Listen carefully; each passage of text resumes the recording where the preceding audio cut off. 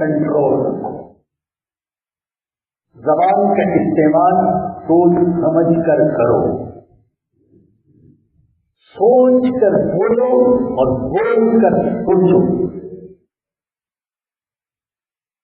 اس لیے کہ یہ زبان جو ہے یہ دلوں کو چھوڑتی بھی ہے اور دلوں کو توڑتی بھی ہے، یہ محبتیں بھی پیدا کرتی ہے اور نفرتیں بھی پھیلاتی ہیں۔ ابھی جب پرسوں ہم بائی روڈ پنجاب سے آ رہے تھے تو ایک پمپ پر رکے تو وہاں بڑا اچھا قول کسی نے لکھا ہوا تھا، کوئی سی این جی پمپ والا بڑا باخبر آدمی معلوم ہوتا، بڑے اچھے اقوال اس نے اور اشعار جگہ جگہ اس نے لکھے ہوئے تھے۔ ایک قول یہ تھا کہ تلوار دو قسم کی، ایک لوہے کی تلوار ہے اور ایک زبان کی تلوار ہے۔ دونوں میں فرق یہ ہے کہ لوہے کی تلوار ایک کو دو کر دیتی اور زبان کی تلوار یہ دو کو ایک کر دیتی، وہ توڑ دیتی ہے یہ چھوڑ دیتی، لیکن اگر واقعی زبان کو صحیح طریقے سے استعمال کیا جائے، وگرنہ عرب شاعر کہتا ہے جراحات السنان لحد تیغام ولا یلقاہم ما جرح اللسان، جو نیزے اور تیر کے زخم ہیں وہ مٹ جاتے ہیں لیکن زبان سے لگائے ہوئے زخم مٹتے نہیں۔ بعض اوقات کی زبان سے ایسی بات لوگ کہہ دیتے ہیں کہ دل پر دائمی زخم لگ جاتا ہے اور وہ زخم مٹتا نہیں ہے۔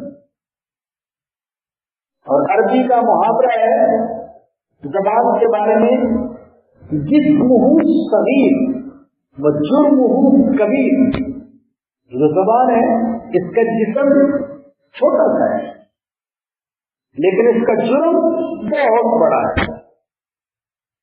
یہ زبان آگ لگا بھی سکتی ہے اور زبان آگ بجھا بھی سکتی ہے، یہ زبان جنت میں بھی لے جا سکتی ہے اور دوزخ میں بھی لے جا سکتی ہے۔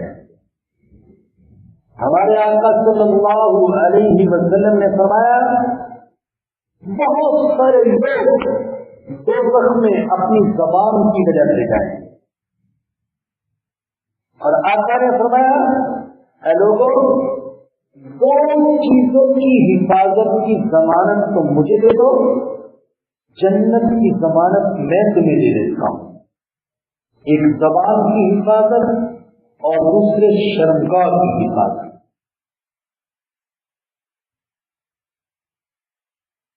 بظاہر چھوٹی سی بات ہے، بظاہر کیا آقا فرمائے مصیبتوں سے نجات کے لیے زبان کو کنٹرول میں رکھو، لیکن اللہ کی قسم ہمارے آقا نے بالکل سچ فرمایا، بہت سی مصیبتیں اور پریشانیاں یہ زبان کی وجہ سے، لڑائیاں جھگڑے اختلافات تنازعات یہ زبان کی وجہ سے، بھائیوں کے درمیان جھگڑے، والدین اور اولاد کے درمیان جھگڑے اور شوہر اور بیوی کے درمیان جھگڑے، یہ زبان کی وجہ سے گھر تباہ ہو جاتے ہیں زبان کے غلط استعمال کی وجہ سے، طلاق تک نوبت پہنچ جاتی ہے زبان کے غلط استعمال کی وجہ سے۔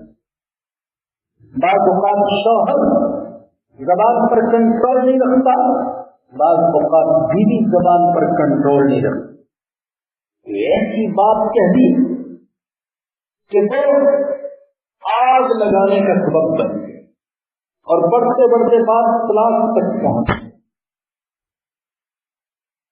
اور بہت سے لوگ بڑی بڑی باتیں کہہ دیتے ہیں لیکن سمجھتے ہیں کہ میں نے تو کچھ کہا ہی نہیں، یہ کہتے میں تو ایسی ذرا سی یہ بات کہتی اور دیکھو اس نے کتنا محسوس کر لیا۔ مجھے صحیح الفاظ تو یاد نہیں ہے مگر نظر سے گزرا مفتی اعظم پاکستان مفتی محمد شفیع صاحب نبر اللہ مرقدہ کے حوالے سے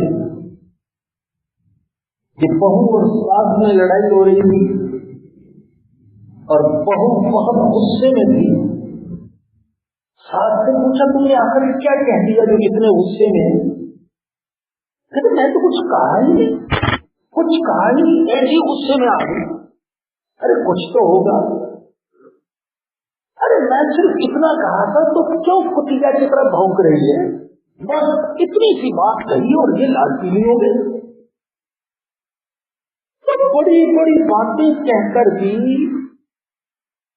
آدمی سندر نے کچھ کہا ہے. ہماری بہنیں معاف فرمائیں, ہماری بیٹیاں معاف فرمائیں اگر میں یہ بات کہوں کہ اکثر زبان کا غلط استعمال خواتین کرتے ہیں, مرد بھی کرتے ہیں. اس لیے نہیں کہہ رہا کہ میں مرد ہوں تو مردوں کا دفاع کر رہا ہوں اور مردوں کی عزت بچانا چاہتا ہوں, نہیں, بلکہ حقیقت یہ ہے بہت زیادہ مصروف رہتی ہیں غیبت اور چغلی. غیبت اور چغلی کے بغیر مردوں کی محفلیں بھی نہیں سجتی, لیکن عورتوں کی محفلوں کا رنگ تو پھیکا پڑ جاتا ہے غیبتوں کے بغیر. غیبت اور چغلی ہو رہی ہے. دوسرے مسلمان بھائیوں اور بہنوں کا گوشت کھایا جا رہا ہے, مردہ بندوں کو گوشت کھایا جا رہا ہے اور ہر جگہ کھایا جا رہا ہے, بے دھڑک کھایا جا رہا ہے. فرمائیں ہم کیا کر رہے ہیں, کتنے اپنے اعمال ضائع کر رہے ہیں, کتنی نیکیاں دوسروں کو دے رہے ہیں. ایک بزرگ کے بارے میں آتے ہیں, ان کو پتا چلا کہ فلاں فلاں آپ کی بہت غیبت کرتے ہیں, تو انہوں نے ان کے لیے ہدیے بھیجے.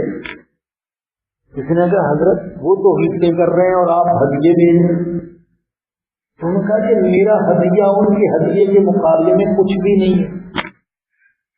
اس لیے کہ جو کسی مسلمان کی غیبت اور چغلی کرتا ہے تو اس کی نیکیاں کسے دے دی جائیں گی قیامت کے دن جس کی غیبت اور چغلی کی ہوگی. اور اگر نیکیوں سے پوری نہ پڑی تو پھر اس کے گناہ اس کو دے دیے جائیں گے. میں تو اس کو چند روپے بھیج رہا ہوں, کوئی مادی ہدیہ بھیج رہا ہوں, وہ تو مجھے نیکیوں کا ہدیہ دے رہا ہے اور میرے گناہ اپنے اوپر دے رہا ہے. تو کتنا بڑا محسن ہے میرا, میں اس لیے اس کو ہدیہ بھیج رہا ہوں. لیکن آج ہماری محفلیں غیبتوں کے بغیر چلتی نہیں. میں نے ایک جگہ اپنی مسجد ہی میں بلکہ اس موضوع کے حوالے سے بات کی. میں نے کبھی دن میں اگر 2 غیبتیں کی ہوں تو مہینے کی 60 غیبتیں ہوگی. تو سال کا حساب لگا لیں, سال کی کتنی بنتی ہے. پھر اگر کسی نے 10 سال غیبتیں کی ہیں تو وہ حساب لگا لیں کتنے ہزار بنتی ہیں.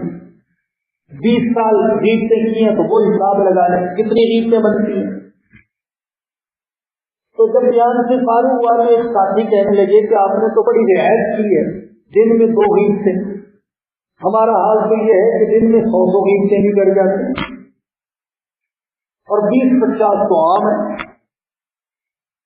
تو اگر سالوں پر اس کو تقسیم کیا جائے کہ 10 سال میں, 20 سال میں, 50 سال میں کتنی غیبتیں کی ہوں گی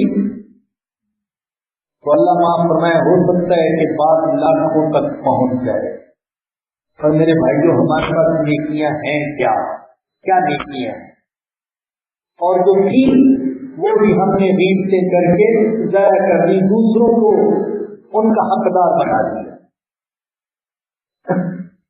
غیبت ہوتی ہے تو زبان سے, جھوٹ بولا جاتا ہے تو زبان سے, بہتان لگایا جاتا ہے تو زبان سے, دل دکھائے جاتے ہیں تو زبان سے, کلمہ کفر بولا جاتا ہے تو زبان سے, شریعت کا سنت کا مذاق اڑایا جاتا ہے تو زبان سے. تو آقا اگر فرماتے ہیں کہ بہت سے لوگ زبان کی وجہ سے دوزخ میں جائیں گے تو اس میں کسی کو شک نہیں ہونا چاہیے، اس لیے کہ بڑے بڑے گناہ ہیں جن کا ارتکاب زبان سے کیا جاتا ہے۔